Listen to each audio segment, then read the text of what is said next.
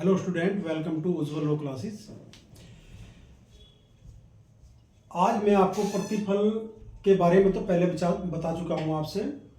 प्रतिफल भारतीय संविदा अधिनियम के अंतर्गत भूतकालीन भी हो सकता है, वर्तमान भी हो सकता है और भावी भी हो सकता है।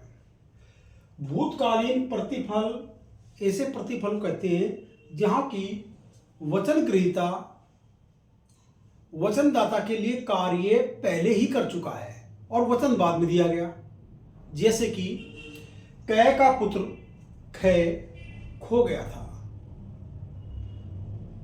सी व्यक्ति जो है उस पुत्र खय को ढूंढ कर लाता है और कै जो है इसके लिए 1000 रुपये इनाम देने की घोषणा करता है कि मैं आपसे 1000 रुपये दूंगा।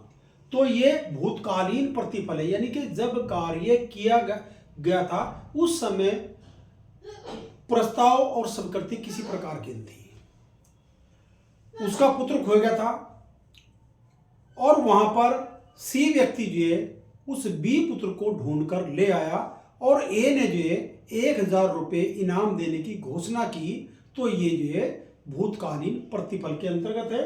अगर वह 1000 रुपये नहीं देता तो यहां पर जो है सी ए के विरुद्ध मुकदमा दायर करके 1000 रुपये की वसूली कर सकता है। इसमें एक और उदाहरण है जो धारा 25 में दिया गया है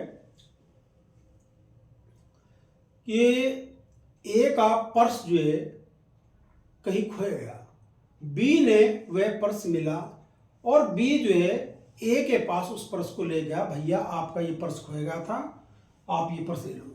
और ए उसको जो है 50 रुपये देने का वचन देता है।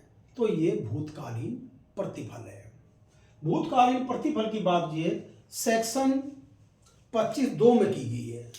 सेक्शन 25(2) में भूतकालीन प्रतिफल की बात की गई है। अब आता है वर्तमान प्रतिफल है। वर्तमान प्रतिफल के अंतर्गत जो है यानी कि ए का पुत्र बी कहीं खोया गया और वह इस बात की घोषणा करता है कि जो भी मेरे पुत्र को ढूंढ कर लाएगा मैं उसको जो 1000 रुपये इनाम के रूप में दूंगा। और सी उसके पुत्र को ढूंढ लाता है। यहां पर जो है सी ए से 1000 रुपये प्राप्त करने का अधिकारी है, क्योंकि उसने जो है उस जिस कार्य की प्रस्थापना की गई थी उसकी स्वीकृति उसने कर ली और स्वीकृति के अकॉर्डिंग जो है वो बी ए के पुत्र बी को खोज कर ला और ए को सौंप दिया, यानी कि वर्तमान प्रतिफल है। भावी प्रतिफल जो भविष्य में होने वाली घटना के बारे में बताया गया है। भावी प्रतिफल के अंतर्गत दोनों ही पक्षकारों के द्वारा कार्य करना शेष रहता है। जैसे कि ए जो है बी की कार को 50,000 रुपये में खरीदने की प्रस्तावना करता है और बी भी यहां पर ए को 50,000 रुपये में जो है कार बेचने का जो प्रस्तावना थी उसको स्वीकृत करता है। अभी भविष्य में दी जानी है, इसीलिए जो है इसको बेचने का और खरीदने का अभी कार्य शेष है, इसीलिए ये भावी प्रतिफल है। ठीक है जी। तो 3 प्रकार के भूतकालीन प्रतिफल हो सकता है भारतीय विधि में, वर्तमान प्रतिफल हो सकता है और भावी भी प्रतिफल हो सकता है। भारतीय संविदा अधिनियम के अंतर्गत जो है प्रतियोगिता परीक्षा में महत्वपूर्ण प्रश्न आता है कि क्या भारतीय विधि के अंतर्गत प्रतिफल पर्याप्त होना आवश्यक है या अपर्याप्त प्रतिफल ही चल सकता है। सेक्शन 25 का एक्सप्लेनेशन 2 जो है इस बात को कहता है कि भारतीय विधि के अंतर्गत अपर्याप्त प्रतिफल हो सकता है, लेकिन यहां पर जो है न्यायालय यह देखेगा कि अपर्याप्त जो प्रतिफल है क्या उसमें जो है दूसरे पक्षकार की सहमति स्वतंत्रता से ली गई थी या नहीं ली गई थी। जब न्यायालय में विवाद चलता है तो न्यायालय इस बात पर अपनी दृष्टि रखता है। अन्यथा कोई व्यक्ति अपने 1000 रुपये के घोड़े को बी को, यानी ए अपने रिजर्व घोड़े को बी को 10 रुपये में बेच सकता है, और अगर उसकी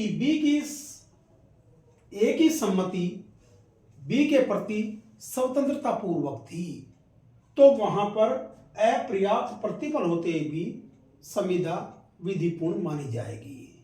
लेकिन अगर विवाद कोई होता है कोर्ट में तो वहां पर जो है न्यायालय ये देखेगा कि क्या दूसरे पक्षकार की सम्मति, जिससे संपत्ति ली गई है 1000 रुपये की 10 रुपये में, क्या उसकी सम्मति स्वतंत्रता पूर्वक ली गई है या नहीं, अन्यथा कोई दिक्कत नहीं है। सेक्शन 25 का एक्सप्लेनेशन 2 जो है इस बात कहता है अपर्याप्त प्रतिफल हो सकता है। ठीक है, तो इसमें जो है प्रतिफल कंसिडरेशन के मामले में मैंने परिभाषा खंड पढ़ाई आपसे, और उसके बाद में जो प्रीविटी ऑफ कॉन्ट्रैक्ट या बिना प्रतिफल के करार शून्य होता है उसके बारे में 2 क्वेश्चन इसमें महत्वपूर्ण है जो मेंस एग्जाम में आते हैं।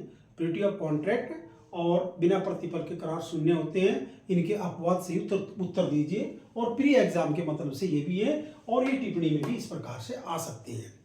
एक केस है इसमें जो पूछा जाता है,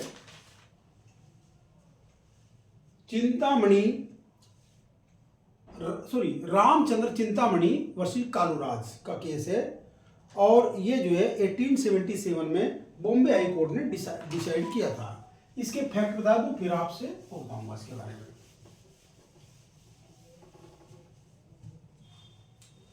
रामचंद्र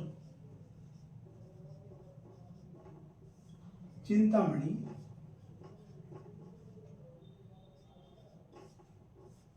वर्सेस कालूराज 1877 बॉम्बे का केस है। इसमें रामचंद्र चिंतामणि एक एडवोकेट थे, वकील साहब थे, और कालूराज उनका क्लाइंट था, कक्षीकार, इनके क्लाइंट था। रामचंद्र चिंतामणि इन्हीं के वकील साहब कालूराज का केस लड़ रहे थे। कालूराज ने यहां पर वकील साहब से पूछा कि आपकी फीस कितनी है। वकील साहब ने कहा इस केस की फीस में इतनी लूंगा। आपस में तय होगी, और वकील साहब ने वकालतनामा स्वीकार कर लिया और वकालतनामा दाखिल कर दिया।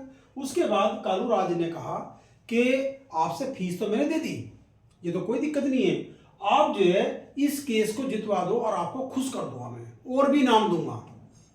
और सौभाग्यवश जो है कालूराज मुकदमा जीत गया। रामचंद्र चिंतामणि ने कालूराज से कहा कि आपने इनाम देने की घोषणा की थी, वो इनाम दीजिए। कालूराज ने इनाम नहीं दिया। उसने कहा मैंने तो आपकी फीस दे रखी, मैं तो इनाम नहीं दूंगा। अब रामचंद्र चिंतामणि वकील साहब ने जो कालूराज के विरुद्ध ये केस कर दिया, वो जो वर्तमान केस है, और इसमें इनाम की राशि प्राप्त करने के लिए दावा किया, मनी रिकवरी सूट। यहां पर बॉम्बे उच्च न्यायालय ने कहा कि आप जो कुछ भी वसूल नहीं कर सकते, क्योंकि आप जो अपने मुवक्किल को, कक्षीकार को, क्लाइंट को अच्छी से अच्छी बेहतर सुविधा देने के लिए बाध्य थे। और उसके बाद जो कालूराज ने कहा था वो जो है कॉन्ट्रैक्ट में नहीं था, वो प्रतिफलित था। प्रतिफल वह था जो कि आपने वकालतनामा स्वीकार किया, और बाद में इनाम की घोषणा थी, वो तो प्रतिफल था ही नहीं, इसीलिए आप इसको वसूल नहीं कर सकते। और वकील साहब का दावा जो है खारिज कर दिया। तो इस प्रकार की भी प्रॉब्लम आ सकती है। ये रामचंद्र चिंतामणि वर्सेस कालूराज के मामले में की गई थी। धन्यवाद। कल से मैं एवेक्स के यानी कि माइनर की सुविधा शून्य होती है, शून्य करनी होती है या आरामतः शून्य होती है, उसके बारे में आपसे प्री और मेंस के क्वेश्चन आपसे बताऊंगा। धन्यवाद।